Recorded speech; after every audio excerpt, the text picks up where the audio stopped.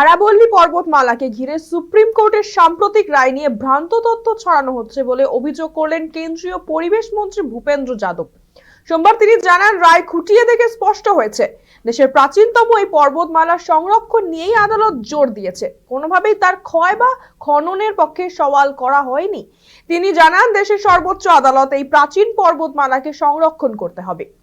প্রধানমন্ত্রীর নেতৃত্বে কেন্দ্র সরকার বরাবরই সবুজ আরাবল্লীর পক্ষে রয়েছে বলেও দাবি করেন তিনি। মন্ত্রী জানান, এই প্রথম সরকারের পরিবেশ সংরক্ষণ সংক্রান্ত উদ্যোগকে এইভাবে বিচার বিভাগের স্বীকৃতি মিলেছে। তার বক্তব্য অনুযায়ী আদালত যে টেকনিক্যাল কমিটি গঠন করেছে তার দায়িত্ব সীমিত, মূলত খনন সংক্রান্ত প্রযুক্তিগত বিষয় খতিয়ে দেখাই তাদের কাজ। যদিও অন্যদিকে ফরেস্ট সার্ভে অফ ইন্ডিয়া তাদের পর্যবেক্ষণে জানিয়েছে আরাবল্লীতে প্রায় 10,000 খনন কার্যকলাপ এই পর্বতমালাকে ধ্বংসের মুখে ঠেলে দিচ্ছে।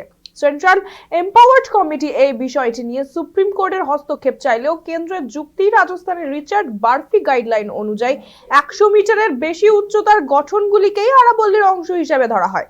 সব মিলিয়ে আরাবল্লী সংরক্ষণ বনাম খনন বিতর্কে সুপ্রিম কোর্টের রায়কে ঘিরে রাজনৈতিক ও প্রশাসনিক ব্যাখ্যার লড়াই এখনো জারি।